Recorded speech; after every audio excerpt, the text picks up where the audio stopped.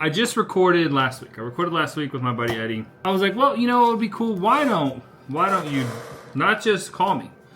I'll set up kind of like a little podcast setup. I was trying to show him how easy it is to create content these days.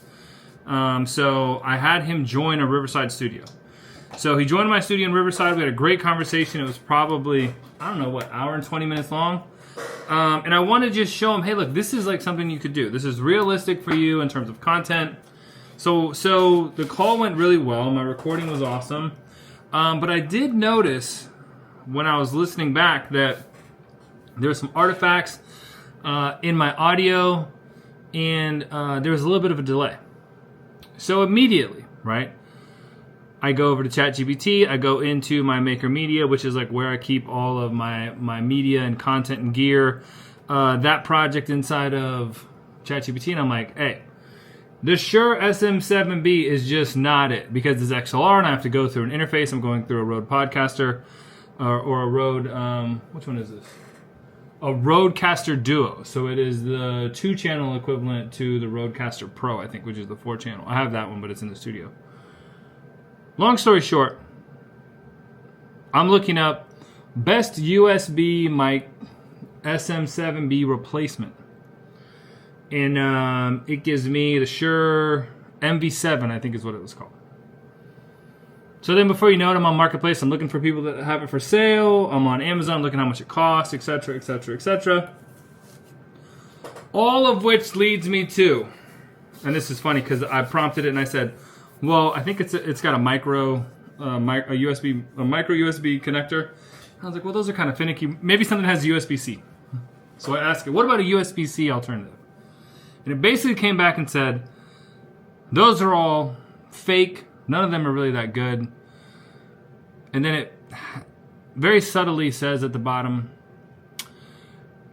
how about we fix the delay or the buffering issue in your SM7B? That honestly didn't even cross my mind. I immediately thought, okay, well, if I'm having an issue, it's got to be the audio interface and the fact that it's an XLR mic, which is a known thing. I know that. I know that there are delay issues sometimes, and that depending on how I have that set up, there might be some issues in the connectivity with the Mac Studio. But I know that mic sounds better than all of the rest. So instead of looking at what steps do I need to take in order to fix that, I immediately jumped to replacing it. And all of that to say, it is so easy right now to jump into any of these chat models and ask it whatever you want, unprompted, of if it is the thing that you should be doing, if it is the way that you should be proceeding. That luckily, chat in this instance said, hey buddy, how about we take a step back and maybe we look at fixing the thing that is broken before we replace it with something that is ultimately inferior.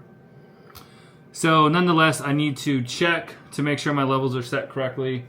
Make sure that my Rodecaster Duo is set to basically real-time audio monitoring.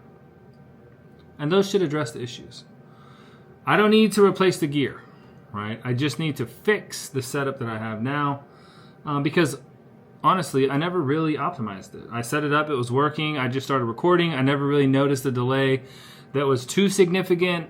But before I go and buy something new, looking at what I have now and optimizing for it, right? And I think that this day and age where it's so easy to get started in any number of different tracks, really taking a second to stop and say, hey, is this the track that I should be on? Before you figure out exactly where you should be going on that track.